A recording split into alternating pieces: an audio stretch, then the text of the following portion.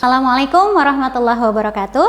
Kembali lagi bersama saya Elvira Kusnianti dari kelompok keilmuan aljabar FMIPA ITB. Kali ini kita akan membahas satu topik dalam matematika, yaitu mengenai sistem persamaan linear atau biasa dikenal dengan SPL. Kita akan lihat kenapa SPL itu sangat penting untuk dikenalkan. Karena ternyata SPL ini memiliki aplikasi yang cukup luas di berbagai bidang. Contohnya di sini di bidang ekonomi dan bisnis. Untuk menentukan keseimbangan antara permintaan dan penawaran, kemudian perencanaan produksi yang bisa dimodelkan, ternyata bisa dimodelkan dengan SPL atau sistem persamaan linear. Dan kemudian juga misalnya dalam bidang fisika, arus dan tegangan dalam suatu rangkaian listrik ternyata bisa ditentukan dengan cara menyusun SPL dari sistem rangkaian listrik tersebut, atau biasa kita kenal juga yang memenuhi hukum Kirchhoff. Dan kemudian banyak sekali masalah-masalah dalam berbagai bidang yang berkenaan dengan masalah optimasi yang menggunakan program linear itu adalah bisa dinyatakan dalam bentuk SPL dan juga dalam bidang-bidang yang lain. Nah, kita akan melihat apa itu persamaan linear.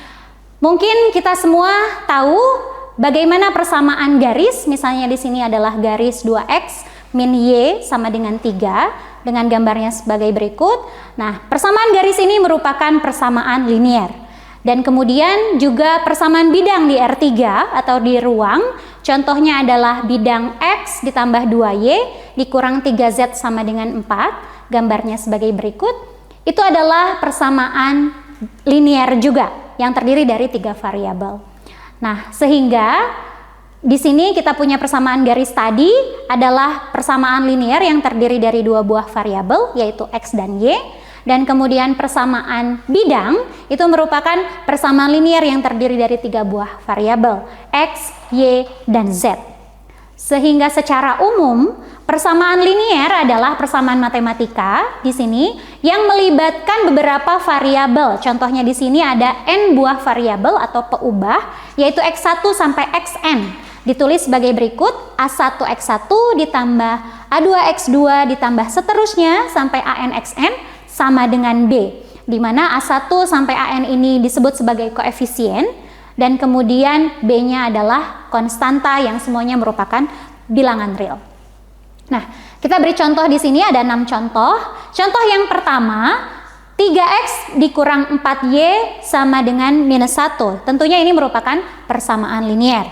Kemudian contoh yang kedua pun merupakan persamaan linear. Kita tahu di sini bahwa koefisien-koefisien dari variabel r, s, dan t merupakan bilangan real, khususnya di sini bilangan rasional.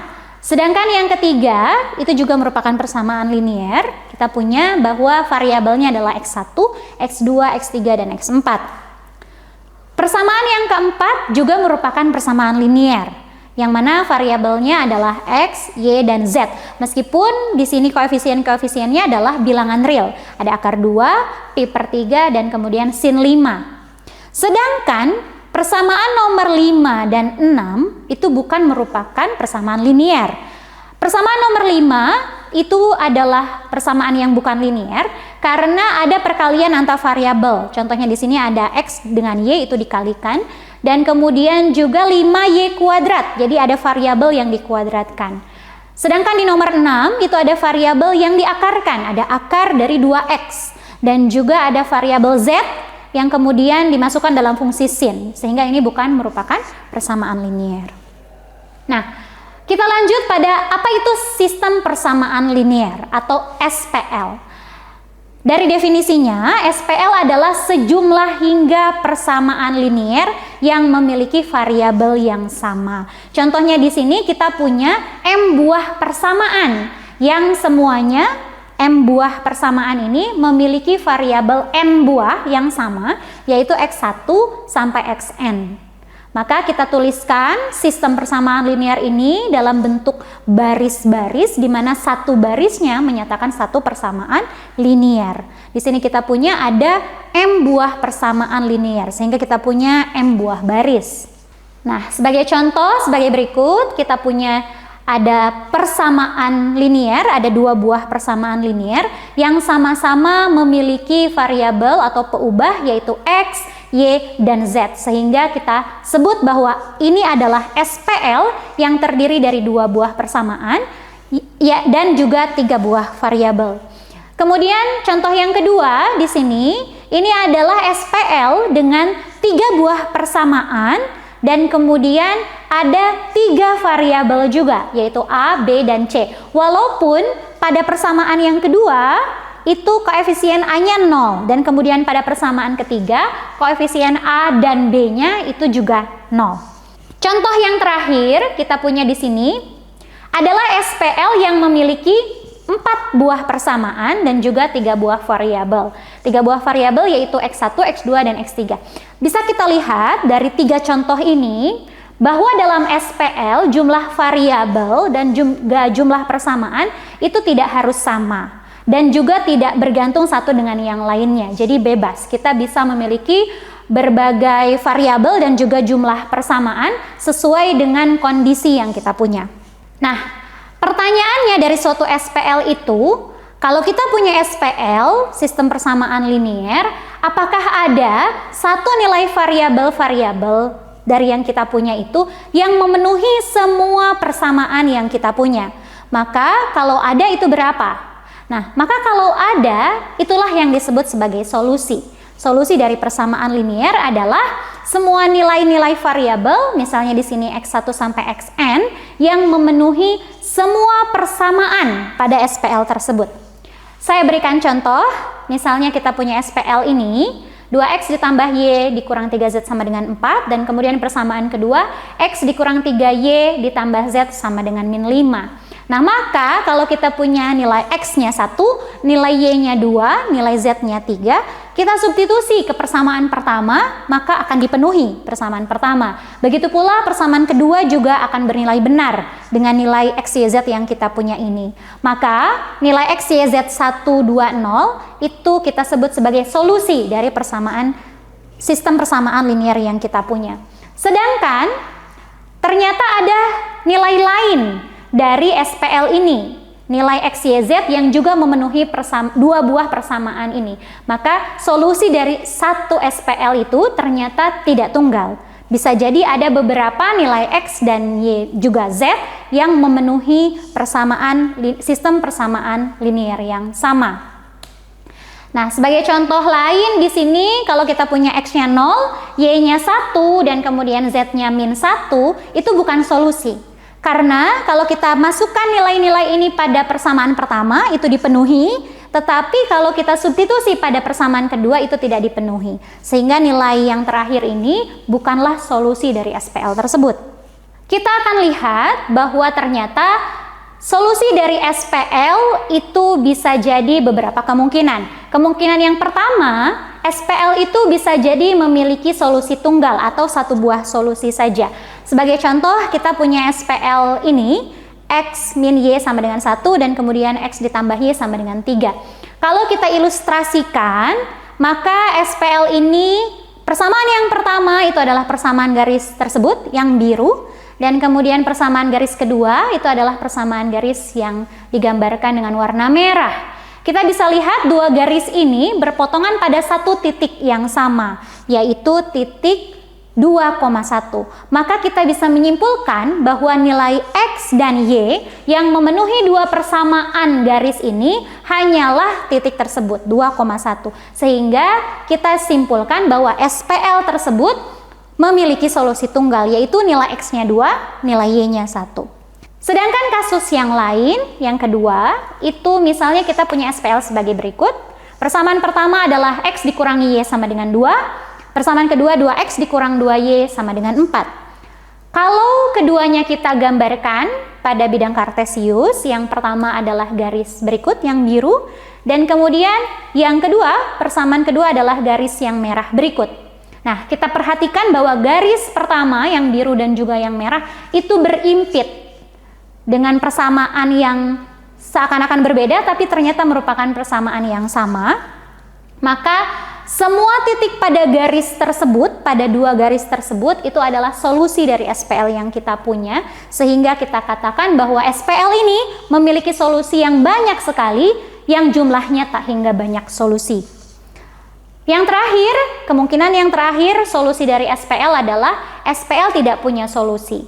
Di sini kita berikan ilustrasi, kalau kita punya SPL-nya sebagai berikut, X min Y sama dengan 1, lalu X min Y sama dengan 2, maka ketika kita gambarkan pada bidang kartesius, persamaan pertama adalah garis biru, persamaan kedua adalah garis merah. Garis biru dan garis merah ini tidak pernah saling berpotongan, karena mereka itu sejajar, sehingga kita tidak bisa menemukan ada satu titik X, Y yang memenuhi kedua persamaan tersebut. Sehingga ini mengilustrasikan bahwa SPL-nya tidak punya solusi. Sehingga dapat disimpulkan bahwa kemungkinan solusi pada suatu SPL itu ada 3 kemungkinan. Yang pertama solusi tunggal, yang kedua solusinya banyak, yang bahkan jumlahnya tak hingga banyak, dan kemudian yang ketiga SPL tidak memiliki solusi. Selanjutnya kita akan melihat bagaimana mencari solusi dari suatu SPL. Yang diajarkan pada tingkat sekolah, misalnya pada sekolah menengah pertama, itu adalah misalnya sistem persamaan linear dengan 2 variabel atau biasa kita kenal dengan SPLDV, itu dengan metode eliminasi dan substitusi. Saya berikan contoh di sini, misalkan kita punya persamaan linear sebagai berikut. Nah, maka persamaan pertama bisa dikalikan dengan 2, sehingga menjadi 2X min 2Y sama dengan 2, dan persamaan kedua itu tetap. Kemudian kita kurangkan persamaan pertama, dikurangi persamaan kedua, sehingga suku 2X-nya hilang, kita punya min 3Y sama dengan min 3, sehingga kita punya nilai Y-nya itu adalah 1. Lalu kita substitusi balik ke persamaan pertama maupun persamaan kedua, sehingga diperoleh nilai X-nya adalah 2. Nah, proses untuk mengeliminasi dan mensubstitusi balik ini sebetulnya bisa diperumum, yang akan kita kenal dengan proses operasi baris elementer. Saya berikan contoh di sini, misalnya SPL-nya agak lebih besar, terdiri dari 3 persamaan dan juga 3 variabel X, Y, Z, maka kita tuliskan SPL ini dalam bentuk perkalian matriks, di mana matriks yang pertama ini disebut sebagai matriks koefisien, kemudian ada vektor variabel dan juga vektor konstanta. Lalu kita susun yang dinamakan matriks yang diperbesar atau augmented matrix, yang terdiri dari matriks koefisien di sebelah kiri diperbesar dengan vektor konstanta di sebelah kanannya. Nah, matriks inilah yang akan kita operasikan dengan nama operasi baris elementer. Di sini diperlihatkan bahwa langkah pertama ditukar barisnya, baris ke-1 dan ke-3, dan kemudian baris kedua dioperasikan dengan baris lain, sehingga matriks yang kita punya di awal dengan operasi baris elementer yang kita lakukan itu menjadi matriks yang lebih sederhana di bagian akhirnya. Nah, matriks yang lebih sederhana ini akan kita terjemahkan lagi menjadi SPL, sehingga pada SPL yang kita punya nilai salah satu variabel yaitu Z itu sudah diketahui. Nah, langkah selanjutnya adalah dengan mensubstitusi balik. Nilai Z2 ini, Z sama dengan 2 yang sudah diketahui, kita substitusi pada persamaan yang kedua sehingga diperoleh nilai Y sama dengan 1, dan juga dua-duanya kita substitusi untuk persamaan pertama sehingga diperoleh X-nya sama dengan 0, sehingga kita simpulkan bahwa solusi dari SPL yang kita punya adalah X-nya 0, Y-nya 1, dan Z-nya 2. Untuk penjelasan lebih lanjut mengenai operasi baris elementer dan juga sifat-sifatnya, juga metodenya, akan kita bahas pada kesempatan yang lain. Terima kasih.